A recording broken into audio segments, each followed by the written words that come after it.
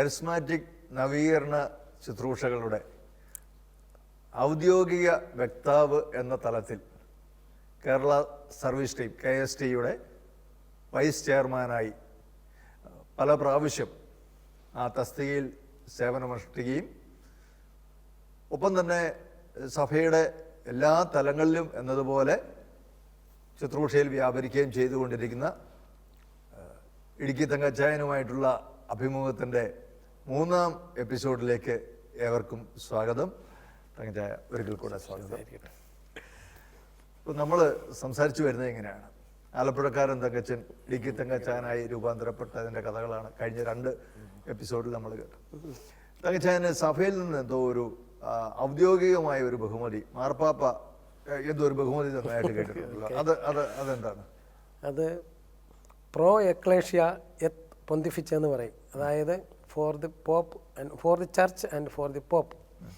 സഭയ്ക്കും മാർപ്പാപ്പയ്ക്കും വേണ്ടി ജീവിച്ച ആളെന്നാണ് അതിൻ്റെ ഇത്. അതൊരു ബഹുമതിയുടെ ഇത്. തങ്കച്ചായൻ്റെ ഇതുവരെയുള്ള ജീവിതം അങ്ങനെ തന്നെയായിരുന്നു, സഭയ്ക്കും എനിക്കറിഞ്ഞൂടാ മാർപ്പാപ്പയ്ക്കും വേണ്ടി. പിന്നെ എനിക്കറിയാവുന്ന ഇതാണ് കരിസ്മാറ്റിക് നവീകരണം പരിശുദ്ധാത്മാവിൻ്റെ ഈ കാലയളവിൽ സഭയിലുള്ള ഇടപെടലാണ്. അതുകൊണ്ട് തന്നെ എൻ്റെ വ്യക്തിപരമായ എൻ്റെ ദർശനം, ഞാനിപ്പോൾ KST വൈസ് ചെയർമാനായിരുന്നെങ്കിലും സോണിലെ എൻ്റെ നവീകരണത്തിൽ വന്ന കാലം പോയി ഞാൻ ലീഡർഷിപ്പിലാണ് പലരും എന്നെ കൊണ്ടുവന്നിരിക്കുന്ന കർത്താവ്. എൻ്റെ മകനെ എന്നൊന്നും കേട്ടോ മറ്റുള്ളവരെ കൂടെ പഠിപ്പിക്കാൻ കഴിവുള്ള ആൾക്കാർക്ക് പകർന്നു കൊടുക്കാൻ പറഞ്ഞില്ല. അത് അക്ഷരാർത്ഥത്തിൽ നിറവേറി. വാഴത്തോപ്പ് സബ് സോണിൻ്റെ ഒരു കോർഡിനേറ്റർ ആയിരുന്ന സമയത്താണ് ഇടുക്കി സോണിലെ ഒരു 3 കൺവെൻഷൻ കഴിഞ്ഞു. ഞാൻ അവിടെ ചെന്ന് ആ കൺവെൻഷനിൽ പങ്കെടുത്തപ്പോഴേ എനിക്ക് മനസ്സിലായത്, ഒരാൾ ലീഡർഷിപ്പിൽ നിൽക്കുന്ന ഒരു അച്ഛൻ പറഞ്ഞാൽ ഓല വെക്കും അമ്മിൽമേര്, അച്ഛൻ പറഞ്ഞാൽ തൂണ് ഒഴിച്ചിടും. ഇതിങ്ങനെ വെക്കണോ അങ്ങനെ വെക്കണോ? ഈ ചോദ്യമൊക്കെ കേട്ടപ്പോൾ എനിക്ക് വളരെയധികം വിഷമം തോന്നി. കാരണം അൽമേനെന്ന് പറയുന്നവൻ ഇങ്ങനെയെല്ലാം തുള്ളിച്ചാടി ചെയ്യേണ്ടവനാണോ? സഭയിൽ അൽമേന് നേതൃത്വം റോളുണ്ടല്ലോ, ഇവർക്ക് എന്തുകൊണ്ട് ഇത് അറിഞ്ഞുകൂടാ? എനിക്കത് വിഷമമായി. ഞാനത് പിന്നീട് ഞങ്ങൾ ഇവാലുവേഷനും കൂടി. അപ്പോൾ ഞാൻ പറഞ്ഞു, ഇവിടെ ഒരു സർവീസ് ടീമാണ് വേണ്ടത്, ഒരു ടീം വർക്കാണ് ഇതിന് വേണ്ടത്. എൻ്റെ ഒരാൾ പറയുന്നത് കേട്ടുകൊണ്ട് എന്തെങ്കിലും ചെയ്യുകയും ഒരാൾ മാത്രം എല്ലാത്തിനും മുന്നിൽ വന്നാൽ അത് ശരിയാകത്തില്ല. അതുകൊണ്ട് ഇതൊരു ടീം വർക്കാകണം. സഭ അങ്ങനെയാണല്ലോ, അപ്പോസ്തലന്മാർ പത്രോസ്ലിയ അവരോടൊപ്പം എണീറ്റ് നിന്നാണ് പറഞ്ഞത്. അപ്പോൾ അങ്ങനെ നമുക്കൊരു ടീം ഉണ്ടാകണം. അതിനാണ് സർവീസ് ടീം എന്ന് പറയുന്നത്. അപ്പോൾ അത് വേണമെന്ന് പറയപ്പോൾ പറഞ്ഞ് ഈ ചെറുപ്പക്കാരനെ എടുത്തപ്പോഴേ നമ്മൾ വിചാരിച്ചാണ് ഇവിടെ പ്രശ്നമാണെന്നൊക്കെ പറഞ്ഞ് വയസ്സന്മാരെ കൊണ്ട് ഉടക്കി. പക്ഷേ എങ്കിൽ തന്നെ ഞാൻ അവിടെ നിന്ന് പോകുന്നു. എനിക്ക് വളരെ വ്യക്തമായ ഒരു വിഷൻ അതിനെക്കുറിച്ചുണ്ട്. അത് ഉണ്ടാകാനുള്ള കാരണം വേറൊന്നുമല്ല, 82 മുതൽ എറണാകുളത്ത് ഒരു 10-22 അൽമേൽ ഞങ്ങൾ യുവാക്കൾ കൂടുമായിരുന്നു. അതാണ് ഇന്നത്തെ ജീസസ് യൂത്തിൻ്റെ പൈനിയേഴ്സാണ് ഞങ്ങൾ, ഫസ്റ്റ് ലൈൻ എന്ന് പറയും. അപ്പോൾ അവർ 79 കൂടുന്നതാണ്, ഞാൻ 82 അതിന് വന്ന് ചേർന്നു. അവിടെ കിട്ടിയിരുന്ന ഫോർമേഷനാണ് എനിക്കിങ്ങനെയൊക്കെ വരുന്നത്. ഫാദർ ജീനോ, ഫാദർ റൂഫസ്, ഫാദർ ഫിയോ മസ്കലനാസ്, ഇങ്ങനെ നാഷണൽ ലീഡേഴ്സൊക്കെ വന്ന് നവീകരണത്തിൻ്റെ ദർശനം നമുക്ക് തരുമായിരുന്നു. അത് സ്വീകരിച്ചുകൊണ്ട് ഞാനത് പ്രാക്ടിക്കലാകുന്ന സ്ഥലം ഇടുക്കിയായിരുന്നു. കരിസ്മാറ്റിക് നവീകരണം വാസ്തവത്തിൽ സഭയ്ക്ക് ഗുണമാണോ ദോഷമാണോ ചെയ്തിട്ടുള്ളത്? ഇത് ദോഷമാണോ എന്ന് ഇന്ന് ആരെങ്കിലും പറയുമെന്ന് എനിക്ക് തോന്നണില്ല. എനിക്കറിയത്തില്ല എൻ്റെ അനുഭവത്തിൽ. ഇതുകൊണ്ടുണ്ടായ ഗുണം എത്രയോ വലുതാണ് വാസ്തവത്തിൽ. എനിക്ക് പറയാൻ പറ്റും. ഇപ്പോൾ ഹൈറേഞ്ചിൽ തന്നെ ഒരു 10-30 പേരെങ്കിലും ദൈവവചനം പ്രഘോഷിക്കുന്ന മനുഷ്യർ പല രീതിയിലുണ്ട്. 5 ദിവസം ധ്യാനം നടത്തുന്ന പലരുമുണ്ട്. അതൊക്കെ എനിക്ക് പറയാൻ പറ്റും. അന്നൊക്കെ സോണിൽ ഞാൻ നേരത്തെ പറഞ്ഞു വന്ന കാര്യം പറയാം. ഈ സോണിൽ അവിടെ ചെന്ന് കഴിഞ്ഞപ്പോഴേക്കും ഇവരിങ്ങനെ പറഞ്ഞു, ഞാനിവിടെ വന്നിരുന്നിട്ട് ഒരു ഉപവാസവും പ്രാർത്ഥനയൊക്കെ തുടങ്ങി 5 ദിവസം പാടെ ഉപവാസം. അത് കഴിഞ്ഞ് ഞാൻ ചെന്നു. എനിക്കൊരു 5 പേജ് ഞാൻ എന്താണ് നവീകരണത്തിൻ്റെ ലീഡർഷിപ്പിൽ എന്തൊക്കെ വേണമെന്ന് പറഞ്ഞ് എഴുതിക്കൊണ്ട് ചെന്ന് ഞാൻ ആ പള്ളിക്ക് ഒരു 10-30 പടിയുണ്ട്. അതിന് താഴത്ത് ഞാൻ കയറിയപ്പോഴേ ഞങ്ങളുടെ ഡയറക്ടർ അച്ഛൻ ഓടി ഇറങ്ങി താഴെ വന്നു. എന്നിട്ട് പറഞ്ഞ്, മകനെ നിന്നോട് അന്ന് സംസാരിച്ചത് പരിശുദ്ധാത്മാവാണ്, അതുകൊണ്ട് എന്നെ ഈയിടെ പരിശുദ്ധാത്മാവ് വളരെ അസ്വസ്ഥ, ഞാൻ അങ്ങോട്ട് വരാനിരുന്നതാണ്, നീ ഇങ്ങോട്ട് വന്നാൽ. ഞാൻ ഈ പേപ്പർ എടുത്ത് കയ്യിലോട്ട് കൊടുത്ത് വായിച്ചു കഴിഞ്ഞും പറഞ്ഞ് നമുക്ക് സർവീസ് ടീം ഉടനെ അടുത്ത ആഴ്ച വിളിച്ച് കൊടുക്കണം. അങ്ങനെയാണ് ഹൈറേഞ്ച് മേഖല. അതിന് മുമ്പ് ഒരു സർവീസ് ടീം എന്ന് പറഞ്ഞ് ഉണ്ടൊന്ന്, അതിനകത്ത് ഒരാൾ കോർഡിനേറ്റർ ഒക്കെ ഉണ്ടെങ്കിലും എല്ലാ സംഭവം ഇവിടെ ഒരു കയ്യിലൂടെ പോകണം. അത് മാറി ഒരു സർവീസ് ടീമായി. അപ്പോൾ മുതൽ ഞാൻ അതിൻ്റെ ആദ്യത്തെ സെക്രട്ടറിയാണ്. അങ്ങനെയാണ് ലീഡർഷിപ്പിലേക്ക് വരുന്നത്. അന്നൊരു 10-34 പ്രാർത്ഥനാ ഗ്രൂപ്പ് ഹൈറേഞ്ചിലുണ്ട്. പക്ഷേ 3 വർഷം കൊണ്ട് ഏതാണ്ട് 160ഓളം പ്രാർത്ഥനാ ഗ്രൂപ്പുകൾ അവിടെ ഉണ്ടായി. പിന്നെ എന്നെ കർത്താവ് ഉപയോഗിച്ചത്, ഞാൻ ഇപ്പോൾ ഏകസ്ഥനായതുകൊണ്ട് വേറെ ഒന്നും നോക്കണ്ടല്ലോ. ഇപ്പോൾ ജോലി സമയം കഴിഞ്ഞാൽ അതിനോടൊക്കെ എനിക്ക് ഗവൺമെൻറ് സർവീസ് ജോലി കിട്ടി. ആ ജോലി കഴിഞ്ഞാൽ ഇപ്പോൾ സൂര്യനെല്ലിൽ ഒരു പ്രാർത്ഥനാ ഗ്രൂപ്പ് തുടങ്ങണമെന്ന് പറഞ്ഞാൽ തങ്കച്ചൻ അവിടെ ഉണ്ടായിരിക്കും. കാരണം ഫീൽഡിൽ പോയിച്ചോ അതുവഴി അവിടെ ചെല്ലും. അങ്ങനെയായിരുന്നു പരിപാടി. അങ്ങനെ വന്ന് ഈ പ്രാർത്ഥനാ ഗ്രൂപ്പുകളിലൊക്കെയുള്ള ഞങ്ങളുടെ പ്രാർത്ഥനാ ഗ്രൂപ്പ് ലീഡേഴ്സിൻ്റെ വീടുകളിൽ കിടക്കാൻ സൗകര്യം ഉണ്ടെങ്കിലും ഇല്ലെങ്കിലും തങ്കച്ചൻ ഒരു ദിവസമെങ്കിലും കിടന്നിരിക്കും ഒരു വർഷത്തിൽ. പിന്നെ അവിടുത്തെ നവീകരണത്തിൻ്റെ ശൈലി ഇതായിരുന്നു. ഒരു 4 C's എന്ന് പറയും. അതായത് ഒരു കോണ്ടാക്ട് പ്രോഗ്രാം, ഒരു കണ്ടന്റ് ലെവൽ പ്രോഗ്രാം, ഒരു കമ്മിറ്റ്മെൻറ്റ് ലെവൽ പ്രോഗ്രാം, പിന്നെ ഒരു കമ്മ്യൂൺ ലെവൽ പ്രോഗ്രാം എന്ന് പറഞ്ഞാൽ കോണ്ടാക്ട് പ്രോഗ്രാം എന്ന് പറയുന്നതാണ് ഞങ്ങളുടെ അവിടെ ഒരു കൺവെൻഷൻ ഉണ്ടാകും. ആ കൺവെൻഷൻ മുന്നോടിയായിട്ട് ഞങ്ങൾ തെരുവുകളിൽ പ്രസംഗിക്കും പോയി. അപ്പോൾ അവിടെ ആൾക്കാർക്ക് ഇതെന്താണെന്ന് കോൺടാക്ട് ചെയ്യാൻ കണ്ടുമുട്ടാനുള്ളൊരു അവസരം. അവിടെ കർത്താവ് അത്ഭുതകരമായിട്ട് രോഗശാന്തിയും അടയാളങ്ങളും കാണിച്ചു. ഞാനിപ്പോഴും ഓർക്കുന്നുണ്ട്, രാമക്കൽമേടിലെ ക്രിസ്ത്യാനികൾ 3-1 ഉള്ളൂ, ബാക്കിയുള്ള മറ്റ് മതസ്ഥരാണ്. അവിടെ ഇതുപോലെ ഞങ്ങൾ തെരുവിൽ സുവിശേഷം പ്രസംഗിച്ച് കഴിഞ്ഞ് ഞങ്ങൾക്ക് രോഗശാന്തി പ്രാർത്ഥന നടത്തി. ഞങ്ങൾ നടത്തി കഴിഞ്ഞപ്പോൾ ഒരു സ്ത്രീധരൻ ചേട്ടൻ ഓടി വന്നിട്ട് പറഞ്ഞു, എൻ്റെ വീട്ടിൽ വന്ന് പ്രാർത്ഥിക്കണം, എൻ്റെ ഭാര്യ കിടപ്പാണെന്ന് പറഞ്ഞു. ഞങ്ങളവിടെ ചെന്നപ്പോഴേ ഒരു ചെറിയ വീടിൻ്റെ നടുക്ക് ഒരു സെപ്പറേറ്റ് കയറി, ഇവിടെ ചായക്കടയും ഇവിടെ വീടും, ഒരു മുറിയേ ഉള്ളു. അതിനകത്തൊരു ഗുണനമ്പലത്തിൽ 2 പട്ടികയിൽ ചാക്ക് പിടിപ്പിച്ച ഒരു കട്ടിലിൽ അതിനകത്ത് ഈ തേക്കലകൾ നിരത്തി ലെവൽ ചെയ്തിട്ട് വാഴയില വാട്ടിയിട്ട് അതിൻ്റെ പുറത്ത് കിടത്തിരിക്കുന്ന ഇയാളുടെ ഭാര്യ സ്റ്റിച്ച് പഴുത്തിട്ട് അവിടെ നിന്ന് പഴുപ്പ് താഴെ വീഴാനായിട്ട് 2 ബക്കറ്റ് വെച്ചിട്ടുണ്ട്. അതിനകത്ത് നിറഞ്ഞു കിടക്കുന്ന ബക്കറ്റ്, നാറ്റം കൊണ്ട് അടുക്കാൻ പറ്റുന്നില്ല. ആ സ്ത്രീ അവിടെ കിടന്ന് പറയാണ്, ബ്രദറെ ഈശോ എന്നെ സുഖപ്പെടുത്തുമെന്ന് പെടുത്തിയിട്ട് എനിക്ക് ആ കൺവെൻഷൻ വരണം, അവിടെ കൺവെൻഷൻ കൂടാൻ വരണം. അപ്പോൾ ഞങ്ങളുടെ കൺവെൻഷന് മുന്നോടിയായിട്ടുള്ള കോൺടാക്ട് പ്രോഗ്രാം ഇത്, അപ്പോൾ അവിടെ വരണമെന്ന് പറയും. അപ്പോൾ ഞാൻ പറഞ്ഞു, പോട്ടെ ആശ്രമത്തിൽ ഞങ്ങൾ വെച്ച് ബുക്ക് തരാം, കാരണം അവിടെ രോഗികളും കിടക്കാൻ സെക്ടറില്ല. അവരുടനെ എന്നോട് പറഞ്ഞു, താറല്ലേ പറഞ്ഞത്, ബ്രദറല്ലേ ഇപ്പോൾ പറഞ്ഞത്, യേശു ക്രിസ്തു ജീവിക്കുന്നവനാണ്, തൊട്ട് സുഖപ്പെടുത്തുന്നത്. ഞാൻ കർത്താവ് സുഖപ്പെടുത്തിയിട്ട് വരുന്ന കാര്യമാണ് ഞാനീ പറയുന്നത്. അപ്പോൾ ഞങ്ങൾക്ക് ഭയങ്കര വിഷമമായി. കർത്താവ് ഈ സ്ത്രീക്കുള്ള, ശാന്ത എന്നവളുടെ പേര്, ഒരു ഹൈന്ദവ സ്ത്രീ, അവൾക്കുള്ള ഫെയ്ത്ത് പോലും ഞങ്ങൾക്കില്ലല്ലോ ഈ പ്രസംഗിച്ചിട്ട്. അവിടെ നിന്ന് എല്ലാവരും കൂടെ കരഞ്ഞ് പ്രാർത്ഥിച്ച് ഞങ്ങളിങ്ങ് മടങ്ങിപ്പോന്ന്. കൺവെൻഷന് ഞാൻ സ്റ്റേജൊക്കെ ഇരുന്ന് വെൽക്കം ചെയ്യാൻ തുടങ്ങിയപ്പോഴേ ആൾക്കാർ, ഞാൻ കോർഡിനേറ്ററായതുകൊണ്ട് കയറുന്നു, അപ്പോഴേക്കും കിടക്കുന്നുണ്ട് ഒരു സ്ത്രീ കൈയും കാലുമൊക്കെ കാണിക്കുന്നത്. അപ്പോൾ ഞാൻ വിചാരിച്ചത് പുതിയ ധ്യാനമന്ദിരത്തിൽ വന്നൊക്കെ അങ്ങനെ ഓരോ ധ്യാനമന്ദിരത്തിൽ നിന്ന് വരുന്നവർ ഒരേ രീതിയിൽ ആസ്വദിക്കുന്നത്. ഇവർ ഭയങ്കര കൈയും കാലുമൊക്കെ എടുത്ത് ഇങ്ങനെയൊക്കെ കാണിക്കുന്നു. ഞാൻ ഇവിടെ നിന്ന് ഇറങ്ങി അവിടെ ചെന്നപ്പോൾ എന്നെ മനസ്സിലായ ഞാനാണ് രാമക്കൽമേടിലെ ശാന്തയാണ്, എന്നെ കർത്താവ് സുഖപ്പെടുത്തി. എത്ര ദിവസത്തിനുള്ളിൽ ഇത് സംഭവിക്കുന്നത്? ഇതൊരു 45 ദിവസം മുമ്പാണ് ഞങ്ങളവിടെ പ്രസംഗിച്ചത്. അവർ പറയുന്നത് അവർ 4 ദിവസം കഴിഞ്ഞപ്പോൾ അവർ എണീറ്റിരുന്നു, പിന്നെ അതങ്ങ് സുഖം പ്രാപിച്ച് ഇങ്ങനെ വന്നു എന്നാണ് പറയുന്നത്. വേറെ എങ്ങും പോയി ധ്യാനം കൂടിയിട്ടില്ല അവർ, പക്ഷെ അവർ കംപ്ലീറ്റ് ക്യൂറായിട്ട് വന്നു. അപ്പം ഞങ്ങൾ അവർക്ക് പറഞ്ഞു കൊടുക്കുന്ന ഒരു പ്രാർത്ഥനയും ഈശോ പ്രാർത്ഥനയാണ്. കർത്താവായ യേശുവേ, ദൈവത്തിൻ്റെ പുത്ര, ശാന്തയുടെ രോഗത്തിൻ്റെ മേൽ കനിയണമേ, ഇത്രയും പറഞ്ഞു കൊടുക്കത്തുള്ളൂ. ശാന്ത ഏത് സമയത്ത് തന്നെ പറഞ്ഞുകൊണ്ടിരുന്നു, ശാന്തതയെ സുഖം പ്രാപിച്ച്. ഇങ്ങനെയുള്ള ഒരുപാട് അത്ഭുതങ്ങളായിരുന്നു നടക്കുമായിരുന്നു. അത് കോൺടാക്ട് പ്രോഗ്രാം എന്ന് പറയാം, അറിയുവാൻ. പിന്നെ അത് കഴിഞ്ഞ് ഞങ്ങൾ ചെയ്യുന്നത് ഇടവകൾ ധ്യാനങ്ങൾ, ഒരു വർഷത്തിൽ 24 മുതൽ 30 വരെയുള്ള ധ്യാനങ്ങൾ ഞാൻ ഈ ഹൈറേഞ്ചിലെ സൂര്യനെല്ലി മുതൽ കുമളി വരെയുള്ള സ്ഥലത്ത് സംഘടിപ്പിച്ചു കൊടുക്കും. ഞാൻ ആദ്യത്തെ 3 ടേം മാത്രമേ ലീഡറായിട്ടിരുന്നിട്ടുള്ളൂ. ഞാൻ മനസ്സിലാക്കുന്നത് ലീഡർ എന്ന് പറയുന്ന ആൾ ഇത് കോർ ടീമിൻ്റെ ആളെന്ന് മാത്രമേ ഉള്ളൂ, അല്ലാണ്ട് നേതൃത്വം എന്ന് പറയുന്ന കരിസ്മാറ്റിക് ലീഡർഷിപ്പ് അങ്ങനെ ആകാവും. അവിടുന്ന് KSTയുടെ വൈസ് ചെയർമാൻ പദവിയിലേക്ക് പിന്നെ എങ്ങനെ അവരെന്നാ പറയാൻ വന്നത്. ഇങ്ങനെ ആയിക്കഴിഞ്ഞപ്പോൾ സോണിൽ 3 വർഷം കഴിഞ്ഞപ്പോൾ ഞാൻ ഇതുപോലെ പ്രവർത്തി 8 സ്ഥലത്ത് ആളുകളെ ലീഡേഴ്സിനെ ഒരുമിച്ച് കൂട്ടും.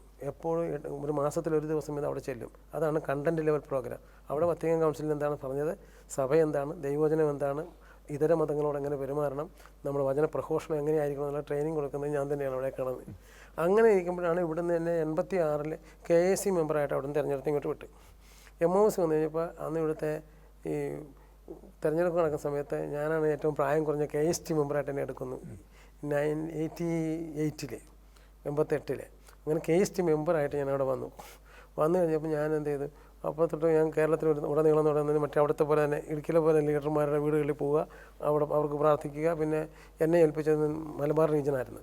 അപ്പോൾ കാസർഗോഡ്, കണ്ണൂർ, തലശ്ശേരി എല്ലാ മാസത്തിലും സെക്കൻഡ് സാറ്റർഡേ തലേ ദിവസം ആലപ്പുഴയിൽ നിന്ന് പുറപ്പെട്ട് അവിടെ ചെന്ന് വെള്ളരിക്കുണ്ടി ചെന്ന് കാസർഗോഡ് സോണിനും, അത് കഴിഞ്ഞ് ഉച്ചയ്ക്ക് 2 മണിയാകുമ്പോഴേ അവിടെ നിന്ന് കഞ്ഞിയും കുടിച്ചിട്ട് അടുത്തത് കണ്ണൂർ വരും. കണ്ണൂർ തളിപ്പറമ്പിൽ രാത്രി 12 വരെ ക്ലാസ്. നേരം വെളുത്ത് അവിടെ നിന്ന് 4 മണിക്കത്തൊരു കുർബാനയും കഴിഞ്ഞിട്ട് തലശ്ശേരിയിലെത്തും. തലശ്ശേരി ചെല്ലുമ്പോൾ 12 മണിയൊക്കെ ആവും. ആ സമയത്ത് അവിടെ ലീഡേഴ്സിന് ക്ലാസ് കഴിഞ്ഞ് തിരിച്ചു പോകും. ഇങ്ങനെ ഒരു ഓട്ടമായിരുന്നു ഞാനിങ്ങനെ.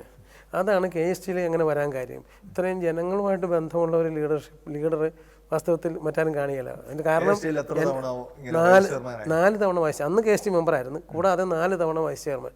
അന്ന് മെമ്പറായപ്പോൾ 2 വർഷമായിരുന്നു, പിന്നത്തെ 3 വർഷമാണ്. അങ്ങനെ 12 വർഷം KST വൈസ് ചെയർമാനായിരുന്നു. ഈ KSTയിലൊക്കെ ഒരാൾ ഒരു ചെയർമാനായാൽ, വൈസ് ചെയർമാനായാൽ, പിന്നീട് അവര് അതിൽ നിന്ന് മാറാതെ അതിലിങ്ങനെ തുടരുന്നു എന്നുള്ള ഒരു ആരോപണം വരത്തില്ല. അങ്ങനെ വരാൻ ഒക്കത്തില്ലല്ലോ. എന്താ പറഞ്ഞാൽ 2 ടേം കഴിഞ്ഞാൽ പിന്നെ ഒരു കാരണവശാലും അയാൾക്ക് അടുത്ത ഒരു ടേമിൽ വരാൻ പറ്റില്ല. 3ാമത്തെ ടൈം കഴിഞ്ഞ് 4ാമത്തെ ടൈമിൽ വീണ്ടും വേണം വരാം.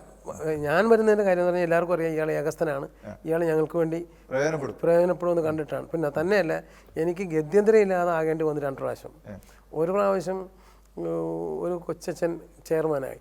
അപ്പോൾ അന്ന് അവിടെ പ്രാർത്ഥിച്ചപ്പോൾ അവർക്ക് കിട്ടിയ മെസ്സേജ്, ഈ അച്ഛൻ്റെ കൂടെ പരിചയസമ്പന്നനായ ഒരു ലീഡർ വേണം. അപ്പോൾ എനിക്ക് ഇനി ലീഡർഷിപ്പ് പറ്റത്തില്ല. നമ്മൾ 2ാം ടേം കഴിഞ്ഞിട്ട് ഞാൻ ആലപ്പുഴ പോയി.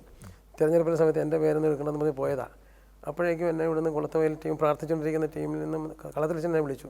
മോനെ, കർത്താവ് പറയുന്നത് നീ ഇവിടെ വരണം, നിൻ്റെ ചില സജഷൻസ് ഞങ്ങൾക്ക് കിട്ടണം, നീ അഭിപ്രായം പറയണം, നീ ഇങ്ങനെ ഓടിപ്പോണ്ട കാര്യമില്ലെന്ന് പറഞ്ഞ് വിളിച്ച് പറഞ്ഞപ്പോഴാണ് വന്ന് പറഞ്ഞ് നീ ഇവിടെ നിന്ന് കൊടുത്താലേ അവർക്കിത് കൊണ്ടുപോകാൻ പറ്റത്തുള്ളൂ, അല്ലാണ്ട് ഇതിനൊരു നവീകരണ ദർശനം വേണമില്ല, അതുകൊണ്ട് മോനിത് ഏറ്റെടുക്കണമെന്ന് പറഞ്ഞ് നിർബന്ധിച്ചിട്ടാണ് 3ാം ടേം വരുന്നത്. 4ാമത്തെ ടേം അത് കഴിഞ്ഞൊരു 6 വർഷത്തിന് ശേഷമാണ് വരുന്നത്. 6 വർഷത്തിന് ശേഷം വന്നപ്പോഴും അവിടെയും ഇതുപോലെ തന്നെ ഒരു സംഭവം. ഇത് യാതൊരു പരിചയമില്ലാത്ത, നവീകരണത്തിൽ പരിചയമില്ലാത്ത ഒരു അച്ഛൻ ചെയർമാനാവാൻ പോകുന്നു. തിരഞ്ഞെടുക്കപ്പെട്ട അങ്ങനെയാണ്. എന്തുകൊണ്ട് ഒരു അൽമായനെ ചെയർമാൻ ആയിക്കൂടാ? അത് അവിടെ പലപ്പോഴും കേസ് ചർച്ച ചെയ്തത്. ഞാനാണ് ഒട്ടും സമ്മതിക്കാത്തത്. എന്താ കാര്യം എന്ന് പറഞ്ഞാൽ, കേരളത്തിലെ 3 റീത്തിൽപ്പെട്ട ആൾക്കാരുണ്ട്.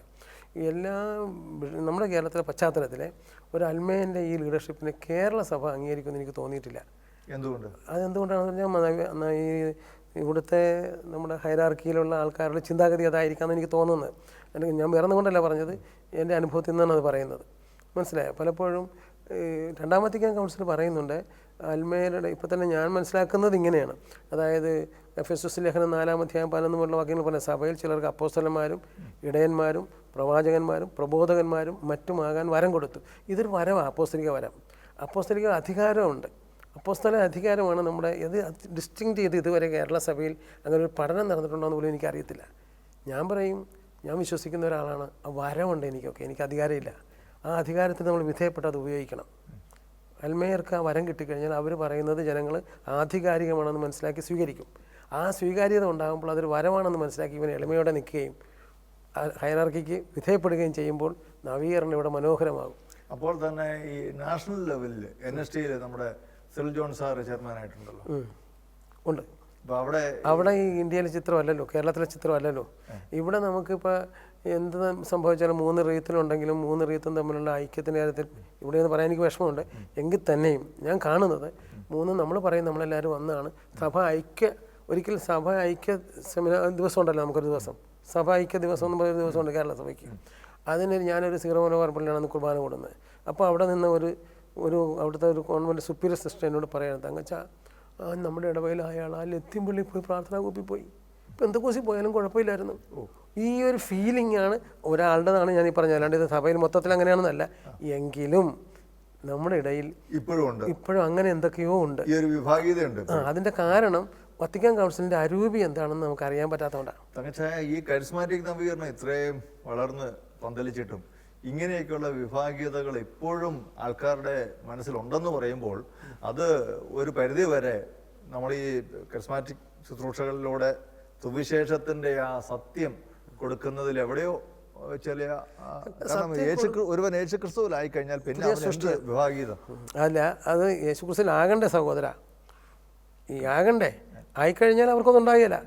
ആകാത്തവർക്ക് അല്ലാതെ ഇപ്പം ഞാനിപ്പോൾ ഒരു സഭാ പാരമ്പര്യമായിട്ട് ഒരു വിശ്വാസം, ഞാൻ പറഞ്ഞ നവീകരണത്തിൽ വരുന്നതിന് മുമ്പുള്ള ഒരാളാണ് നിന്ന് ഇതുവരെ ധ്യാനം കൂടിയിട്ടില്ലായിരുന്നെങ്കിൽ ഒരു പക്ഷേങ്കിൽ ഇന്നും ഞാൻ കരിസ്മാറ്റിക്കിനെ ഇടിച്ചിട്ട് നടന്നേനം.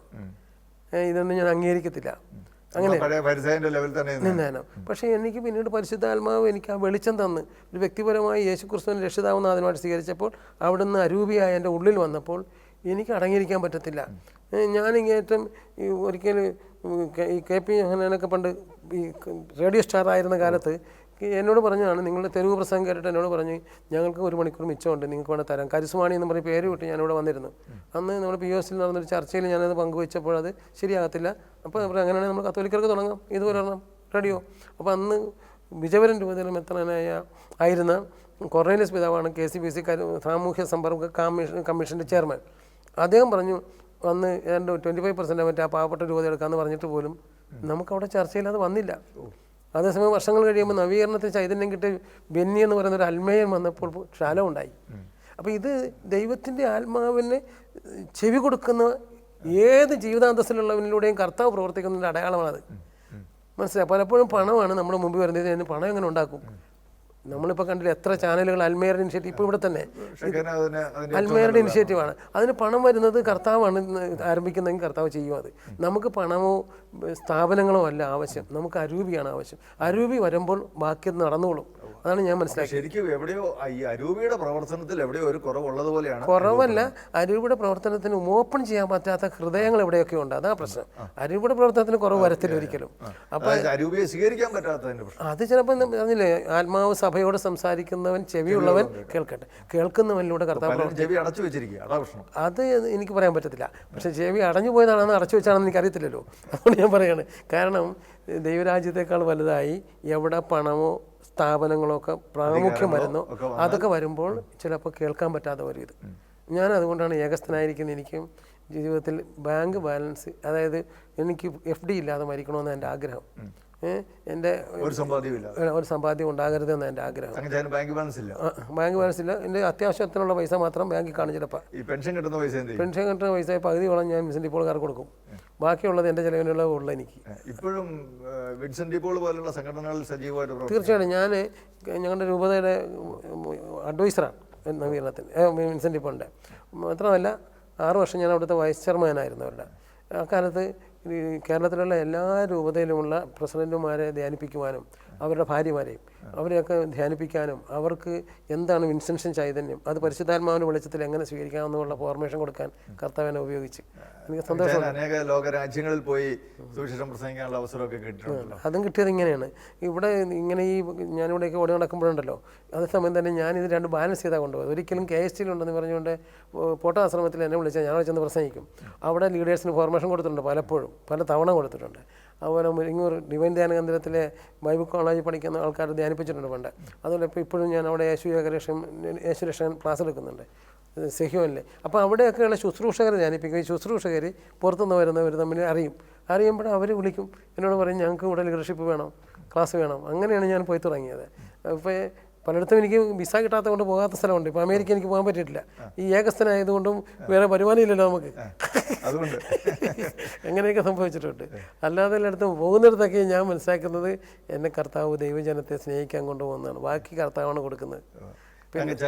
ഷർട്ടിൽ എപ്പോഴും ഈ ഗോഡ് ഈസ് ലവ് എന്നുള്ള ആ ഒരു നെയിം ബോർഡ് ഇത് എൻ്റെത് മാത്രമല്ല. ഞാനൊക്കെ ധ്യാനം കൂടുന്ന അവസരത്തിൽ 81 ആര് കരിസ്മാറ്റിക് ധ്യാനം കൂടിയാലും അവർ യേശു ഏക രക്ഷകനെന്നോ ഗോഡ് ഈസ് ലവ് എന്നോ അതുമല്ലെങ്കിൽ ജീസസ് ഈക്വസ് പീസ് എന്നോ ഒക്കെ വെക്കുമായിരുന്നു. അത് വെക്കുന്നത് അന്ന് കരിസ്മാറ്റിക്കാർക്ക് ഭയങ്കര അടയാളമായിരുന്നു അത് കാണുന്ന. അങ്ങനെയായിരുന്നത്. ഞാനിപ്പോഴും അഭിമാനമായിട്ട് പറഞ്ഞത് ഞങ്ങൾ സഭയെ നവീകരിക്കാൻ ദൈവത്തിൻ്റെ ആത്മാവ് ഇടപെട്ടതിന് ഒരു സഹകാരിയായതിൻ്റെ പേരാണ് ഞാനിത് കുത്തുന്നത്. ശ്രമിച്ചിട്ടുണ്ട്. പിന്നെ അതിനേക്കാൾ ഒരു വേറെ ചില പോസിറ്റീവായിട്ട് സമയം ഉണ്ടായിട്ടുണ്ട്. ഞാനൊരിക്കലേ നെടുങ്കണ്ടത്തിന് പോവുക. അപ്പോൾ കട്ടപ്പനയും ബസ് സ്റ്റാൻഡിലേക്ക് വണ്ടി വരുന്ന ഒരു കയറ്റത്തിലൂടെ ഇറങ്ങിയേ കയറത്തുള്ളൂ. അപ്പോൾ ഞാൻ എന്ത് ചെയ്യും, അവിടെ നിന്ന് കയറും. എന്താ പറയുക, ബസ് സ്റ്റാൻഡിൽ ചെന്ന് ഇടിച്ച് കയറണം. ഇതാകുമ്പോൾ ഇടിയില്ലാതെ കയറാമല്ലോ. അങ്ങനെ ഞാൻ അകത്തോട്ട് കയറുമ്പോൾ ഈ ബസ്സിന് നിറച്ച ആളുണ്ട് കട്ടപ്പന ഇറങ്ങാനുള്ള. ഫ്രണ്ടിലിരിക്കുന്ന ആൾ ഈ ഡ്രൈവറുടെ ഗ്ലാസ്സിലൂടെ എങ്ങനെ ഇത് കണ്ടു. അയാൾ അവിടെ നിന്ന് പ്രൈസ് ദി ലോർഡ്, ഞാനും പ്രൈസ് ദി ലോർഡ് എന്താ സംഭവം. നടക്കുമ്പോൾ ആൾക്കാർ ഇവിടെ നിർക്കണം. അത് കഴിഞ്ഞ് അവിടെ ചെന്ന് ഇറങ്ങി, കട്ടപ്പന ചെന്ന് ഇറങ്ങിയപ്പോൾ ആൾക്കാരൊക്കെ ഇറങ്ങി കഴിഞ്ഞപ്പോൾ അങ്ങനെ എൻ്റെ അടുത്ത് വന്നു. അത് പറഞ്ഞു, ബ്രദറെ എവിടെ വെച്ചാൽ ധ്യാനം കൂടി. അപ്പോൾ ഞാൻ ആലപ്പുഴ. ബ്രദറിൻ്റെ ഇവിടെ തിരുവനന്തപുരത്ത്. ഒരു തിരുവനന്തപുരത്തുകാരനും ഒരു ആലപ്പുഴക്കാരനും തമ്മിൽ ഈ പ്രൈസ് ദി ലോർഡ് വന്നത് എന്താണെന്നറിയാവാ? ഇത് കണ്ടതുകൊണ്ടാണ്. അതെന്താ കാര്യം എന്നറിയാവാ? ഈ ദൈവത്തിൻ്റെ പരിശുദ്ധാത്മാവിൽ അവൻ വീണ്ടും ജനിച്ചു എന്നുള്ള കാര്യം അവനും എനിക്കും അറിയുമ്പോൾ ഞങ്ങൾ നമ്മളൊരു ബന്ധം. ഞാൻ മനസ്സിലാക്കിയ ആദ്യകാലത്തെ നവീകരണം അതായിരുന്നു. അങ്ങനെയുള്ളൊരു കൂട്ടായ്മ ബിൽഡപ്പ് ചെയ്യാൻ ഹൈറേഞ്ചിൽ ഞാൻ അക്ഷീണം ശ്രമിച്ച ഒരാളാണ്. ആദ്യകാലത്തെ ആ നവീകരണ തീഷ്ണതയും ജനങ്ങൾക്ക് സുവിശേഷം കൊടുക്കാനുള്ള ആ ഒരു കത്തലും അതിപ്പോൾ അത്രയും ആ ഒരു തീവ്രതയിൽ കാണുന്നില്ലല്ലോ. എന്താ അതിൻ്റെ കാരണം? അതിൻ്റെ രഹസ്യങ്ങളെ ഞാൻ മനസ്സിലാക്കിയത്, ഞാനിപ്പോൾ കേരളത്തിൻ്റെ നേതൃത്വത്തിലുണ്ടായിരുന്ന ഒരാളാണല്ലോ. അപ്പോൾ ഞാൻ മനസ്സിലാക്കുന്നത് നമ്മൾ അൽമേയരെ പലരും നല്ല ലീഡർഷിപ്പിലേക്ക് കർത്താവ് കൊണ്ടുവന്ന് വചനപ്രഘോഷത്തിലേക്ക് കൊണ്ടുവന്ന് കഴിഞ്ഞപ്പോഴേക്കും ഈ നമ്മൾ ഫിലോഡൽഫിയയിലെ സഭയിലെ ആ സഭ ഒരു കോംപ്രമൈസിങ് സഭയായിട്ട് മാറിയായിരുന്നു കുറേ കഴിഞ്ഞപ്പോൾ. എങ്കിലും നിനക്കെതിരെ എനിക്കൊന്ന് പറയണത്, ആ സംഭവം നവീകരണത്തിൽ സംഭവിച്ചു. ആ സ്നേഹത്തിൽ നിന്ന് മാറ്റിയിട്ട് ഒരു കോംപ്രമൈസ് ചെയ്യാൻ തുടങ്ങി മറ്റുള്ളവരുമായിട്ട്, പലതുമായിട്ട്, വേൾഡുമായിട്ട് കോംപ്രമൈസ് ചെയ്യുക, സ്ഥാപനങ്ങളുമായിട്ട് കോംപ്രമൈസ് ചെയ്യുക, പണത്തിന് അമിത പ്രാധാന്യം വരിക. ഈ ഒരു അപജയം കരിസ്മാറ്റിക് നവീകരണത്തിലും സംഭവിച്ചു എന്നാണോ അതിടക്കം സംഭവിച്ചിട്ടുണ്ട്. അതിനകത്ത് യാതൊരു സംശയമില്ല. കാര്യം എന്ന് പറഞ്ഞാൽ ഒന്ന് ഓർത്ത് നോക്കി, ഇന്ന് ഈ പാട്ടുണ്ടോ, യേശുവോട് ചേർന്നിരിക്കാൻ, അത് വേണ്ട, യേശുവിനെ പോലെ ആകണം, പണ്ട് പാടുമായിരുന്നു.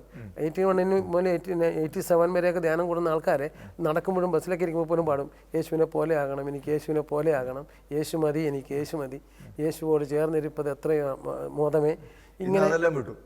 ഇന്ന് അങ്ങനെ ഒരു പാട്ട് തന്നെ ആൾക്കാരുടെ ഇടയിൽ നിന്ന് പോയി. എന്താ കാര്യം എന്ന് പറഞ്ഞാൽ അവർക്ക് ജീസസിനെ സ്വീകരിക്കുക, പുതിയ മനുഷ്യനാകുക, യേശുവിന് വേണ്ടി ജീവിക്കുക എന്നതിനേക്കാൾ ഉപരിയായി കാര്യസാധ്യത മതമായിട്ടും ഒരു പരിധി വരെ പ്രൊട്ടസ്റ്റന്റ് സ്പിരിച്വാലിറ്റി നമ്മളറിയാതെ നമ്മളെ കടന്നുകൂടിയിട്ടുണ്ട്, വന്നിട്ടുണ്ട്. അതിൻ്റെ ഫലമായിട്ട് നമ്മുടെ ധാരണ ഈ എന്തെങ്കിലും സമൃദ്ധി ഉണ്ടാകുന്ന ഒരു സുവിശേഷം, ഈ ധ്യാനം കൂടിയാലെല്ലാം മാറും. പണ്ടൊക്കെ ഞാൻ ഓർക്കുന്നില്ല, ഞാൻ ജീവജ്യോതിയിൽ ധ്യാനിപ്പിച്ചുകൊണ്ടിരിക്കുക. ഓസ്ട്രിയ എന്നൊരു ഡോക്ടർ കൂടാൻ വന്നിരിപ്പുണ്ട്. അദ്ദേഹത്തിൻ്റെ 2 കൈയുടെ കൈപ്പലകൾ പൊട്ടിപ്പോയി ദുഃഖ വെള്ളിയാഴ്ച അദ്ദേഹം വേറെ കൂടെ ബുള്ളറ്റേ പോയപ്പോൾ അവർ പള്ളി പരിപാടി നടക്കുമ്പോൾ അവർ പള്ളി പോകാതെ പോയതാണ്, വെള്ളം അടിച്ചിട്ടുണ്ട്. പോയ വഴി അവിടെ മരം നിറച്ച് വീണ് അയാൾ 2 കൈപ്പലകയും പൊട്ടിപ്പോയി, 2 കൈയും പൊങ്ങത്തില്ല. അവിടെ ഇംഗ്ലീഷ് മരുന്ന് ചെയ്തിട്ട് ഫലിക്കാനായിട്ട് ആയുർവേദം ചെയ്യാൻ വന്നപ്പോൾ അമ്മ പറഞ്ഞു, നീ പോയി ജീവജ്യോതി പോയി ധ്യാനം കൂടും, കർത്താവ് നിന്നെ ചിലപ്പോൾ സൂപ്പെടുത്തും. അപ്പോൾ ഞാൻ ക്ലാസ് എടുത്തിരിക്കുമ്പോൾ ഈ മനുഷ്യൻ ഒരു ക്ലാസ് കഴിയുമ്പോൾ വെച്ച് പറയും, ഇത് സൈക്കോളജിയാണ് താൻ എടുക്കുന്ന കേട്ടോ, തൻ്റെ കൈ ഇങ്ങനെ പൊക്കുമ്പോൾ അതിനകത്ത് സൈക്കോളജി ഉണ്ട്. ഞാൻ പറയും, മനുഷ്യനല്ലേ, എല്ലാം സൈക്കോളജിയൊക്കെ ഉണ്ടാകും സാറേ, അവിടെ നിന്ന് കൂടും. പയ്യനാണ്, യൂത്താണ്, വലിയ പ്രായമൊന്നുമില്ല, ഒരു 40 വയസ്സിന് താഴെയുള്ളൂ. അവസാനം 3-ാമത്തെ ദിവസം ഈ മനുഷ്യൻ കൈ ഉയർത്തി സ്തുതിക്കാമെന്ന് പറയുമ്പോൾ 2 കൈ ഉയർത്തി പിടിച്ച് നീക്കാൻ അയാൾ അറിഞ്ഞില്ല. കുറച്ച് കഴിയുമ്പോൾ ഞാൻ നോക്കുമ്പോൾ അയാൾ ഈ കൈയിട്ട് നോക്കി അയാൾ കരഞ്ഞുകൊണ്ട് ഓടി വെച്ചും പറഞ്ഞു, ഇത് സൈക്കോളജിയാണെന്ന് പറഞ്ഞ് കളിയാക്കിയത്, എൻ്റെ കർത്താവിൻ്റെ കൈ ഉയർത്തി കേട്ടാന്നൊക്കെ പറഞ്ഞു. അപ്പോൾ ഞാനവിടെ എന്ന് പറഞ്ഞു, ഈ സഹോദരൻ കൈ ഉയർത്തിയിൽ നിങ്ങൾ ആരും സന്തോഷിക്കേണ്ട. ഇപ്പം കർത്താവ് അദ്ദേഹത്തിൻ്റെ കയ്യെ പിടിച്ചിട്ടുണ്ട്, തൊട്ടിട്ടുണ്ട്, തീർച്ചയായിട്ടും അദ്ദേഹത്തിന് സൗഖ്യം കിട്ടിയിട്ടുണ്ട്. പക്ഷേ ഈ മനുഷ്യൻ യേശു ക്രിസ്തുവിനെ തൊടുവോളം നമുക്ക് ആനന്ദിക്കാൻ പാടില്ല. ഇയാൾ യേശുവിനെ സ്വീകരിക്കണം. അതായിരുന്നു അന്ന് ആറ്റിറ്റ്യൂഡ്.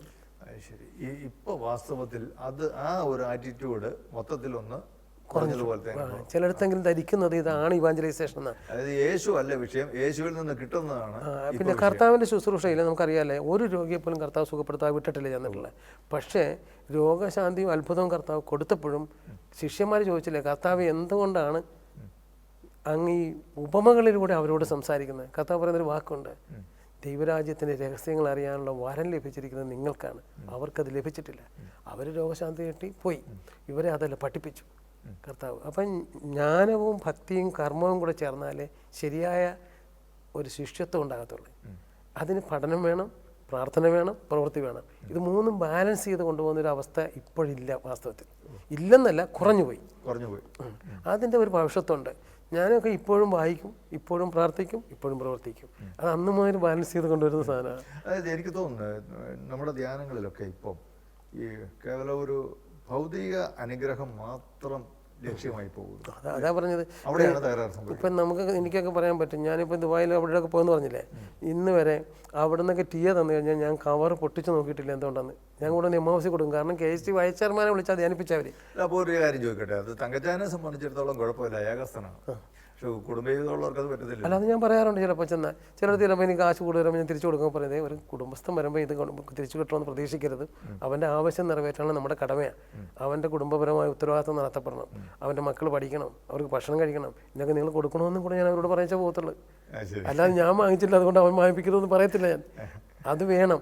പക്ഷേ ഇവൻ ഒരു കാരണവശാലും ഇവൻ്റെ ജീവിത സന്ധാരണത്തിന് ആവശ്യമായ ഒന്നും തരാതെ ഇത് മാത്രമെന്ന് പറയുമ്പോൾ അതിനകത്ത് ചില അപകടങ്ങളുണ്ടാകും. കാരണം യാഥാർത്ഥ്യം ഇവനെ തുറച്ചു നോക്കും. അപ്പം ഇവന് മറ്റുള്ളവരോട് പറയും, നിങ്ങളുടെ ദശാംശത്തിൽ നിന്ന് എൻ്റെ കൊച്ചിനെ പഠിപ്പിക്കും. നല്ല കാര്യം, അവൻ നല്ല മനസ്സോടെ പഠിപ്പിച്ചാൽ അതും നല്ലതാണ്. ഞാൻ പലരെയും സ്പോൺസർ ചെയ്ത് കൊടുത്തിട്ടുണ്ട്. ഈ കേരളത്തിലെ ശുശ്രൂഷകർ പലരും അവരുടെ മക്കളെ പഠിപ്പിക്കാൻ വേണ്ടി ഞാൻ ചിലരോട് പറയുന്നത്, നിങ്ങൾക്ക് പറ്റുമെങ്കിൽ ആ കൊച്ചിനൊന്ന് പഠിപ്പിക്കണം കേട്ടോ, അയാൾ ശുശ്രൂഷകനാണ്. അതൊക്കെ ആവശ്യമാണ് നമ്മുടെ ഇടയിൽ. പക്ഷേ ഈ പ്രസംഗിക്കുന്നവൻ അതൊരു അവകാശമായിട്ട് കാണരുത്. അപ്പോഴാണ് അപകടം പറ്റുന്നത്. അല്ലാതെ നമ്മൾ ചെയ്യണം, നമ്മൾ പരസ്പരം ഉപവിയുടെ സ്നേഹം ഉണ്ടാകണം, സഹായിക്കണം. അതാ പറ്റിയത്. അപ്പോൾ ഞാൻ പറഞ്ഞു വന്നത്, അവിടെ ആരംഭിച്ച നവീകരണം ഇങ്ങനെ വന്നു. പിന്നെ മദ്യവുമായിട്ട് ബന്ധപ്പെട്ട കാര്യം എന്നോട് ചോദിച്ചാലും നേരത്തെ അത് ഞാൻ പറഞ്ഞില്ലായിരുന്നു. എന്നെ സംബന്ധിച്ചിടത്തോളം മദ്യപാനം ഇത്രമാത്രം സ്വാധീനിക്കാൻ കാരണം റിനുവൽ വരുന്നതിന് മുമ്പ് തന്നെ എന്നെ വളരെയധികം വിഷമിപ്പിച്ച കാര്യമാണ് എൻ്റെ പിതാവിൻ്റെ മദ്യപാനം. അതുകൊണ്ട് മദ്യപൻ എന്ന് പറയുന്നവനെ ഏതെങ്കിലും രീതിയിൽ ഒന്ന് പിന്തിരിപ്പിക്കാമോ അതുപോലെയൊക്കെ ഞാൻ ശ്രമിക്കുമായിരുന്നു. ധ്യാനം കൂടുന്നതിന് മുമ്പും ചില വീടുകളിലൊക്കെ പോയിരുന്ന് ആരാധനാ പുസ്തകത്തെ കാണുന്ന വാക്കുകൾ പറഞ്ഞു കൊടുത്ത്, ബൈബിളൊന്നും അറിയത്തില്ല, അത് പറഞ്ഞു കൊടുത്ത് പിന്തിരിപ്പിച്ച ആൾക്കാർ വരെ ഞങ്ങളുടെ ഹൈറേഞ്ചിലുണ്ട്. അത് കഴിഞ്ഞപ്പോൾ ധ്യാനം കൂടി കഴിഞ്ഞപ്പോൾ എനിക്ക് മനസ്സിലായി, AA ഗ്രൂപ്പുകാരുടെ ഒരു പുസ്തകം ഞാൻ വായിക്കാനിടയായി. അതിനകത്ത് പറഞ്ഞിരിക്കുന്നത്, ഒരു മദ്യപാനി ഒരിക്കൽ മദ്യത്തിന് അഡിക്റ്റ് ആയാൽ പിന്നെ അവന് വിമോചനമില്ല. പിന്നെ ഒരേ ഒരു മാർഗ്ഗമുള്ളൂ, ഒരു സുപ്രീം പവർ അവനെ നിയന്ത്രിക്കുന്നതെന്ന് വരുത്തണം. അപ്പോഴാണ് ഞാൻ ഓർത്തത്, എൻ്റെ ദൈവമേ, കർത്താവ് അവനെ നിയന്ത്രിക്കുന്നു വരുത്തിയാൽ പോരെ, യേശുക്രിസ്തു ഇവനെ നിയന്ത്രിക്കുന്ന ഇവന് വരുത്തിക്കൂടെ? അതിനു വേണ്ടിയുള്ള പ്രാർത്ഥനയും ഒരുക്കത്തിൻ്റെയും പിന്നെ ഞങ്ങൾ അച്ഛന്മാരെല്ലാം കൂടി ചേർന്ന് ഷെയർ ചെയ്തൊക്കെ വന്നപ്പോൾ ഞങ്ങൾ ഇടുക്കിയിലെ മദ്യമാർക്കുള്ള ധ്യാനം തുടങ്ങി. ആസക്തി ചികിത്സാ ക്യാമ്പ് എന്നൊക്കെ പറഞ്ഞിരുന്നു ഞങ്ങൾ. അങ്ങനെ ഞങ്ങൾ 30-40 പേരെയൊക്കെ കൊണ്ടുവന്ന് തുടങ്ങി. അത് ഭയങ്കരമായിട്ട് വിജയിച്ചു. അങ്ങനെ ഞങ്ങൾ 1987 അടിമാലിയിലെ 1200ഓളം പേര് ഞങ്ങളുടെ ക്യാമ്പിൽ നിന്ന് കൂടിയവരെ വിളിച്ചു കൂട്ടി അവരുടെ കുടുംബസമേതം വന്ന് 5000ഓളം പേരുടെ റാലി നടത്തി. മഞ്ഞാക്കലച്ചനെ കൊണ്ട് ക്ലാസ് പഠിപ്പിച്ച്. പിന്നീട് മദ്യത്തേക്കാൾ ഉപരി എന്നെ സ്പർശിച്ചത് ഈ കഞ്ചാവ്. 1986 വരൾച്ചയിൽ ഹൈറേഞ്ചിലെ പല സ്ഥലങ്ങളിലും കഞ്ചാവ് കുരുമുളകെല്ലാം കരിഞ്ഞു പോയിട്ട് ഇങ്ങനെ മുരിക്കും കാലം മാത്രമായിട്ട് നിൽക്കുക. പട്ടിണി കൊണ്ട് ജനങ്ങൾ വിഷമിക്കാൻ തുടങ്ങി ചിലരൊക്കെ. അപ്പോഴാണ് കഞ്ചാവ് ലോബികൾ 10 സെൻറ്റിന് 10,000 രൂപ കൊടുക്കാമെന്ന് പറഞ്ഞിട്ട് അവർക്ക് 10,000 രൂപയും കൊടുക്കും, വിത്തും കൊടുക്കും, വളവും കൊടുക്കും, കൃഷി ചെയ്താൽ അതിന് കൂലിയും കൊടുക്കും. പോലീസ് പ്രൊട്ടക്ഷൻ എന്ന് പറഞ്ഞാൽ പോലീസ് വരാതിരിക്കാനുള്ള പ്രൊട്ടക്ഷൻ അവരടുത്തുള്ള. ഇത് ഹൈറേഞ്ചിലെ ഉടുമ്പൻചോല താലൂക്ക് പ്രത്യേകിച്ച് ജനങ്ങൾ പലരും പിടിച്ചു. എനിക്കാണ് സഹിക്കാൻ പറ്റുന്നില്ല ഇത് കണ്ടിട്ട്. ഇതെങ്ങനെ ഇവിടുന്ന് ഇറങ്ങിക്കഴിഞ്ഞാൽ എത്രയോ പേര് നശിക്കും. ഞാനാണെങ്കിൽ ലീഡേഴ്സിനെ വിളിച്ചു കൂട്ടി. ഞങ്ങൾ സോണിലെ ലീഡേഴ്സിനെ വിളിച്ചു കൂട്ടിയിട്ട് പറഞ്ഞ് ദൈവം നിങ്ങളുടെ ദാരിദ്ര്യം കണ്ട് നിങ്ങളെ സഹായിച്ചതിന് നമുക്ക് ദൈവത്തിന് നന്ദി പറയാം. എല്ലാവർക്കും കൊണ്ട് സ്തുതിപ്പിച്ചു. സ്തുതിച്ചാൽ കഴിഞ്ഞപ്പോൾ ഞാൻ പറഞ്ഞു, നിങ്ങൾക്ക് ദാരിദ്ര്യം മാറാൻ എങ്ങനെയൊക്കെയാണ് കാശ് കിട്ടിയതെന്ന് പറയുക. അപ്പോൾ ഞങ്ങൾക്ക് 10 കിട്ടി, ഞങ്ങൾക്ക് 5 കിട്ടി. ഞങ്ങൾക്ക് പാവപ്പെട്ട മനുഷ്യന്മാരല്ലേ അവർ പറഞ്ഞു. അപ്പോൾ ഞാൻ ഇതായിരുന്നു തന്നാണ് അതിങ്ങനെ തന്നെ. അപ്പോൾ ഞാൻ ഇതാണോ നമ്മുടെ ആധ്യാത്മികത? നമ്മുടെ ആത്മീയത ഇതാണ്. നമുക്കിതിരി പട്ടിണി വന്നപ്പോൾ നമ്മൾ അവിടെ പോയി കഞ്ചാവ് മേടിച്ച് നട്ട് അതുകൊണ്ട് 10,000 കണക്കിന് മനുഷ്യന്മാരെ നശിപ്പിക്കുന്ന പരിപാടി. പക്ഷേ അവിടെ ആ ജനങ്ങൾ അത് കേട്ടെങ്കിലും അവർക്കത് മാറ്റാൻ പറ്റത്തില്ല. അവർ വാങ്ങിച്ചു പോയ അഡ്വാൻസ്. അപ്പോൾ ഇതിന് ഇത് ഇല്ലാതാക്കിയ മാർഗ്ഗമുള്ളൂ. അപ്പോൾ പ്രധാനമായിട്ടും ഞങ്ങൾ രൂപതയിലെ മധ്യവർജന സമിതിക്കാരുമായിട്ട് കണ്ട് അവർ ഇത് വെട്ടണ കാര്യം തീരുമാനിച്ചു. നവംബറിൽ ഇത് വിളയും, പൂക്കും, അതിന് മുമ്പ് വെട്ടണം. അപ്പോൾ അതിനുള്ള തീരുമാനങ്ങളുണ്ടായപ്പോഴേക്കും അതിന് മൊബിലൈസേഷൻ, ആൾക്കാരെ ബോധ്യപ്പെടുത്തണം. അതിന് മൻമോഹൻ സാറിനെയും ജയപ്രകാശിനെയും തിരുവനന്തപുരത്ത് നിന്ന് വരുത്തി ഞങ്ങൾ. അന്ന് മൻമോഹൻ സാറ് പ്രസിഡൻറ്റും ജയപ്രകാശ് നാരായണൻ മദ്യവർജന സമിതി നിരോധന സമിതിയുടെ ജനറൽ സെക്രട്ടറിയാണ്.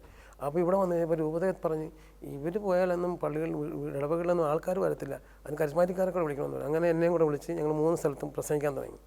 അങ്ങനെ പ്രസംഗിച്ച് വന്ന് ആ പ്രസംഗവും ഒരു 600ഓളം യൂത്ത് മൂടിക്കെട്ടി ഉടുമ്പൻചോല ചെമ്മണ്ണാറെന്ന് ഉടുമ്പൻചോല വരെ നടന്ന് ഇതെല്ലാം ഗവൺമെൻറ് ശ്രദ്ധയിൽപ്പെട്ടു. ഉടനെ ഞങ്ങൾക്ക് നല്ല ഒരു SP തന്നു, ഒരു DYSP തന്നു.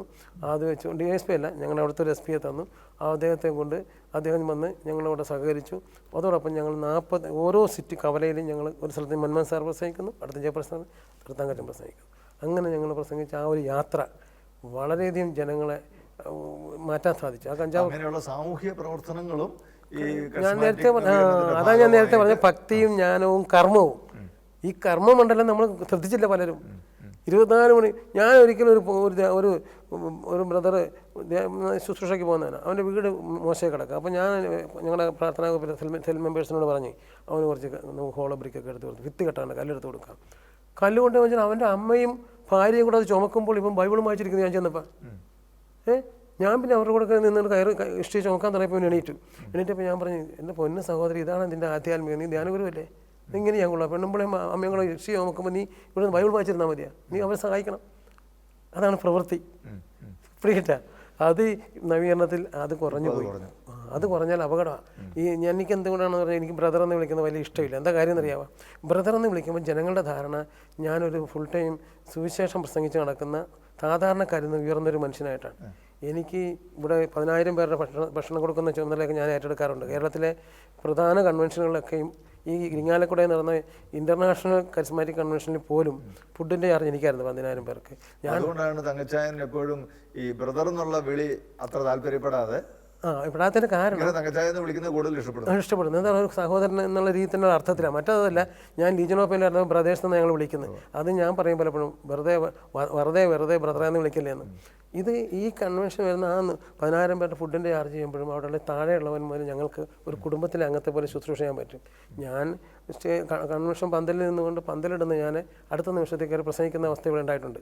ഒരിക്കൽ അങ്കമാലിയിലൊരു കൺവെൻഷൻ യൂത്തിൻ്റെതാണ്. 3,000 പേര് 3,000 ഇടവകയിൽ നിന്ന് വന്നവരാണ്. 3,300 ഇടവകളിൽ ഞങ്ങൾ എഴുതിയിട്ട് 3,000 പേരോളം വന്നവിടെ അച്ഛന്മാരെ വിട്ടിട്ട്. പക്ഷേ ഈ കൊച്ചി അപ്പുറത്ത് ചെല്ലാനം ആ ഭാഗത്ത് കുറേ ചെറുപ്പക്കാർ വന്ന് അവർ ഞങ്ങൾ പ്ലാസ്റ്റിക് പ്ലേറ്റാണ് അവർ ചോറ് വേണ്ടി ഇതുകൊണ്ട് എറിഞ്ഞ് കളിക്കുക എല്ലാവരും കൂടെ. ആ ഗ്രൗണ്ട് മുഴുവൻ ഈ പാത്രം അങ്ങ് പോയിക്കൊണ്ടിരിക്കുക. അപ്പോൾ ഭയങ്കര ഒരു മഴ വന്നപ്പോൾ പന്തലിൻ്റെ ഇത് പൊളിഞ്ഞു പോയി. അപ്പോഴേക്കും അങ്കമാലിക്കാർ പന്തലിട്ട് ശരിയായില്ലെന്ന് ഇടുക്കിക്കാർ പറയുന്നത് ഇത് കണ്ട്. അപ്പോൾ ഞാനിത് കേട്ട പറഞ്ഞാൽ ഞാൻ ചാടി അതിൻ്റെ മുകളിൽ കയറി ഇത് കെട്ടാനായിട്ട്. അപ്പോൾ ഇടുക്കിക്കാരെല്ലാം കയറി ഞങ്ങളത് പെട്ടെന്ന് കെട്ടി തീർത്തു. അപ്പോൾ ഈ പിള്ളേർ നോക്കിക്കൊണ്ടിരിക്കുക. ഇത് കഴിഞ്ഞ് അവർ വന്ന് സ്റ്റേജിൽ കയറി ഇപ്പോൾ പ്രസംഗിക്കുന്നത് ഞാൻ തന്നെ, മനസ്സിലായി. അപ്പോൾ അവർ നോക്കിയപ്പോൾ ഈ പന്തൽ കെട്ടി ചേട്ടൻ പ്രസംഗിക്കുന്നു. അവന്മാർ അത് കഴിഞ്ഞപ്പോൾ എന്നോട് ചോദിച്ചപ്പോൾ, ചേട്ടാ ഞങ്ങൾ ഇനി ആ പാത്രം എറിഞ്ഞ് കളിക്കത്തില്ല, ഞങ്ങൾ വിചാരിച്ച് നിങ്ങളൊക്കെ ഇങ്ങനെ പ്രസംഗിച്ച് കാശ് വാങ്ങിച്ച് ബ്രദർമാരായി നടക്കുന്നവരാണെന്ന്.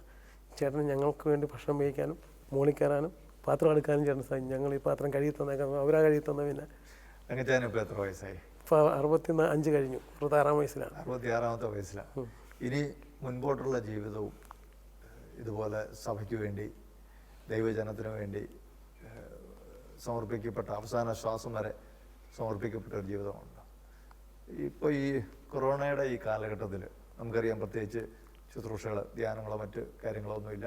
ഓൺലൈനിലും മറ്റുമൊക്കെ ഉണ്ട്, ഇതുപോലെയുള്ള ടെലിവിഷൻ പരിപാടികളൊക്കെ ഉണ്ട് എന്നുള്ളതല്ലാതെ മറ്റ് ശുശ്രൂഷകളൊന്നുമില്ല.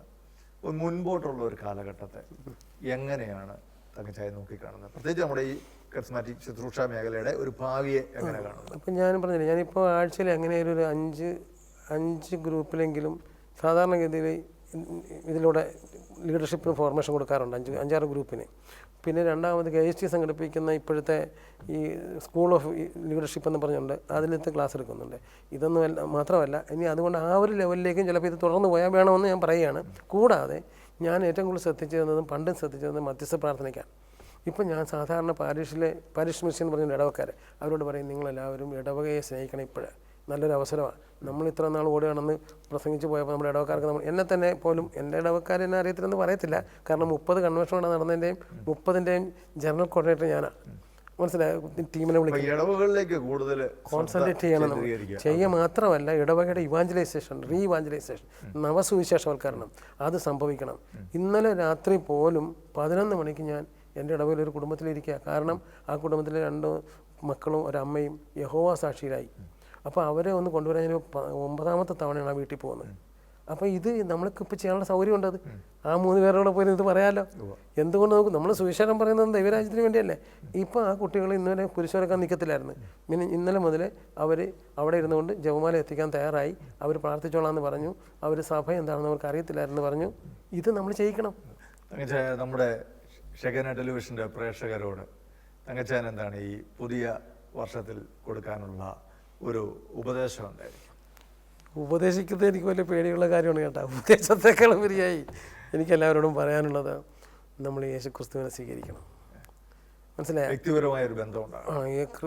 ഒരു എൻകൗണ്ടർ ജീസസ് നടക്കണം. യേശുവിനെ കണ്ടുമുട്ടുന്നൊരവസ്ഥ ഉണ്ടാകണം. എന്നിട്ട് അവൻ നമ്മളിൽ രൂപപ്പെടാൻ അനുവദിക്കണം. അതിനൊരു ഉദാഹരണം ഞാൻ പറഞ്ഞാലേ, പൗലോസ്ലിയുടെ ദൈവാനുഭവം. അദ്ദേഹം റോമാലേഖനം 7-ാം അധ്യായത്തിൽ പറയുന്നുണ്ട്, 22-ാം വാക്യത്തിൽ പറയുന്നുണ്ട്, 22-23 വാക്യങ്ങളിൽ, ഞാൻ ഇച്ഛിക്കുന്നതല്ല, എൻ്റെ അന്തരംഗങ്ങളിൽ ഞാൻ ദൈവത്തിൻ്റെ നിയമം ഓർത്ത് ആഹ്ലാദിക്കുന്നു. എൻ്റെ അവയവങ്ങളിലാകട്ടെ എൻ്റെ മനസ്സിൻ്റെ നിയമത്തോട് പോരാടുന്ന മറ്റൊരു നിയമം ഞാൻ കാണുന്നു. ഞാൻ ദുർഭകനായ മനുഷ്യൻ, എനിക്ക് ആര് വിമോചനം വരണം? കർത്താവായ യേശുക്രിസ്തു വഴി പിതാവായ ദൈവത്തിന് സ്തുതി എന്ന് പറയുന്നുണ്ട്. അവിടെ യേശുക്രിസ്തു അദ്ദേഹത്തിന് പുറത്താണെന്നാണ് ആ വാക്യത്തിൽ നമ്മൾ മനസ്സിലാക്കേണ്ടത്. ശരിയല്ല, ആര് വിമോചനം? അതേസമയം അടുത്ത പടി അദ്ദേഹം വളരുകയാണ്. അവിടെ നിന്നങ്ങോട്ട് വളർന്നിട്ട് ഫിലിപ്പി ലേഖനത്തിൻ്റെ 3-ാം അധ്യായത്തിൻ്റെ 12-ാം വാക്യത്തിൽ അദ്ദേഹം പറയുകയാണ്, എനിക്കത് കിട്ടിക്കഴിഞ്ഞെന്നോ ഞാനിത് സ്വന്തമാക്കിയെന്നോ കരുതുന്നില്ല. യേശുക്രിസ്തു എന്നെ സ്വന്തമാക്കിയിരിക്കുന്നു, പക്ഷെ ഞാൻ തന്നെ ഇതുവരെ അത് സ്വന്തമാക്കിയിട്ടില്ല. പക്ഷെ ഒന്ന് ഞാൻ ചെയ്യുന്നു, എൻ്റെ പിൻപിലുള്ളവയെ വിസ്മരിച്ചിട്ട് മുൻപിലുള്ളവയെ ലക്ഷ്യമാക്കി ഉന്നതങ്ങളിലുള്ള വിളിയാകുന്ന ലക്ഷ്യത്തിനായി ഞാൻ പ്രയാണം ചെയ്യുന്നു. വീണ്ടും പൗലോസ്ലീഹ പറയുന്നത് ഗലാത്യർ 3:2-20 പറയുന്നത് എന്താ പറയുക, 2:19 അവിടുന്ന് പറയണേ, ഇനിമേൽ ഞാൻ യേശുവിനോട് ക്രൂശിതനായിരിക്കുന്നു. ഇനി ഞാനല്ല, എന്നിൽ യേശു ജീവിക്കുന്നു. ഫിലിപ്പി ലേഖനം 1:19 വരുമ്പോൾ 20 വരുമ്പോൾ അദ്ദേഹം പറയുന്നത് എന്താ അറിയാമോ, എനിക്ക് ജീവിതം ക്രിസ്തുവും മരണം നേട്ടവുമാണ്. ഇങ്ങനെ ഗ്രാജുവലായിട്ട് യേശു ക്രിസ്തുവിലുള്ളൊരു വളർച്ച അദ്ദേഹത്തിനുണ്ട്. എനിക്ക് കേരളത്തിലെ അൽമേരോടും, നമ്മൾ അൽമേരിന് ഞാൻ പ്രത്യേകം പറയുന്നത്, നമ്മൾ വൈദികർക്ക് അത് വേണ്ടെന്നോ സിസ്റ്റേഴ്സിന് വേണ്ടെന്നോ ബിഷപ്പിന് വേണ്ടെന്നോ അല്ല അർത്ഥം. എല്ലാവരും അൽമേനെ നന്നാക്കാനാണല്ലോ എല്ലാവരും ശ്രമിക്കുന്നത്. അതുകൊണ്ട് മാത്രം ഞാൻ പറഞ്ഞതാണ്. അൽമേനോട് എനിക്ക് പറയാനുള്ളത്, ക്രിസ്തുവിൽ ഗ്രാജുവലായി വളർന്ന ഒരു ജീവിതം നമുക്കുണ്ടാകണം. അപ്പോൾ നമുക്ക് പരസ്പരം പറയാൻ സാധിക്കും. ഒരാൾ വഴിയിൽ വെച്ച് കണ്ടാൽ, സഹോദര, നിന്നിൽ യേശു ക്രിസ്തു രൂപപ്പെടുന്നത് വരെ ഞാൻ നിനക്ക് വേണ്ടി ഈറ്റുനോവ് അനുഭവിക്കുന്നെന്ന് പൗലോസ്ലീഹ ഗലാത്യർ 4:20 പറഞ്ഞത് നമുക്ക് പരസ്പരം പറഞ്ഞില്ലെങ്കിലും ഉള്ളിൽ ധ്യാനിച്ചുകൊണ്ട് അവനിൽ യേശു രൂപപ്പെടാനുള്ള പരിശ്രമം നമ്മൾ ആരംഭിക്കേണ്ടിയിരിക്കുന്നു. കൺവെൻഷന് 10,000 പേര് പ്രസംഗിക്കുന്നതിനേക്കാളും വലിയ കാര്യമായിരിക്കും ബസ്സിൽ വെച്ച് നിന്നോട് കണ്ടുമുട്ടുന്ന ഒരു വ്യക്തിയോട് അവനിൽ യേശു രൂപപ്പെടണമെന്ന് ഉറച്ച ബോധ്യത്തോടു കൂടി അവനോട് സംസാരം ആരംഭിക്കണമെന്നാണ് എനിക്ക് പ്രേക്ഷകരോട് പറയാനുള്ളത്. തങ്കച്ചായ, ഈ കഴിഞ്ഞ 3 എപ്പിസോഡുകളിലായിട്ട് തങ്കച്ചായൻ്റെ ജീവിതാനുഭവങ്ങളുടെ എനിക്കറിയാം വളരെ ചെറിയ ഒരു അംശം മാത്രമേ പങ്കുവെക്കാനായിട്ട് സാധിച്ചിട്ടുള്ളൂ. നമ്മുടെ സമയത്തിൻ്റെ പരിമിതിയുമാണ്. ഈ ഷെഗന ടെലിവിഷൻ്റെ പ്രേക്ഷകരോട് സംസാരിക്കുവാനായിട്ട് വളരെ വിലപ്പെട്ട ഈ സമയം ഞങ്ങൾക്ക് വേണ്ടി ചെലവഴിച്ചതിനെ ഓർത്ത് നന്ദി പറയുന്നു. നമുക്ക് ഒരുമിച്ച് 1 മിനിറ്റ് നമ്മുടെ പ്രേക്ഷകർക്ക് വേണ്ടിയിട്ട് തങ്കച്ചൻ്റെ പ്രാർത്ഥന ആവശ്യമാണ്. നമുക്കൊന്ന് പ്രാർത്ഥിക്കാം. സ്നേഹമുള്ള ഈശോയെ, ഞങ്ങളെല്ലാവരെയും അങ്ങയുടെ കരങ്ങളിലേക്ക് സമർപ്പിക്കുന്നു. പിതാവായ ദൈവമേ, അവിടുത്തെ മഹത്വത്തിൻ്റെ സമ്പന്നതയ്ക്ക് യോജിച്ച വിധം അവിടുത്തെ ആത്മാവിലൂടെ ഞങ്ങളുടെ എല്ലാവരുടെയും ആന്തരിക മനുഷ്യനെ ശക്തിപ്പെടുത്തണമേ. വിശ്വാസം വഴി ക്രിസ്തു ഞങ്ങളിൽ രൂപപ്പെടുന്നതിനും ഞങ്ങൾ സ്നേഹത്തിൽ വേരുവാകി അടിയുറയ്ക്കുന്നതിനും സകല വിശുദ്ധരോടുമൊപ്പം യേശുക്രിസ്തുവിൻ്റെ സ്നേഹത്തിൻ്റെ ഉയരവും യേശുക്രിസ്തുവിൻ്റെ സ്നേഹത്തിൻ്റെ ആഴവും യേശുക്രിസ്തുവിൻ്റെ സ്നേഹത്തിൻ്റെ നീളവും യേശുക്രിസ്തുവിൻ്റെ സ്നേഹത്തിൻ്റെ വീതിയും അറിയുവാനും അങ്ങനെ അങ്ങയുടെ മഹത്വത്തിൻ്റെ സമ്പന്നതയിലേക്ക് ഉയരുവാനും കർത്താവെ, ഞങ്ങളിൽ പ്രവർത്തിക്കുന്ന ശക്തി വഴി എല്ലാം ചോദിച്ച് അങ്ങിൽ നിന്ന് നേടിയെടുക്കുവാനുള്ളൊരു കൃപ ഞങ്ങൾക്ക് തരണമേ എന്ന് അങ്ങോട്ട് ഞങ്ങൾ പ്രാർത്ഥിക്കുന്നു. പിതാവിൻ്റെയും പുത്രൻ്റെയും പരിശുദ്ധാത്മാവിൻ്റെയും നാമത്തിൽ ആമേൻ.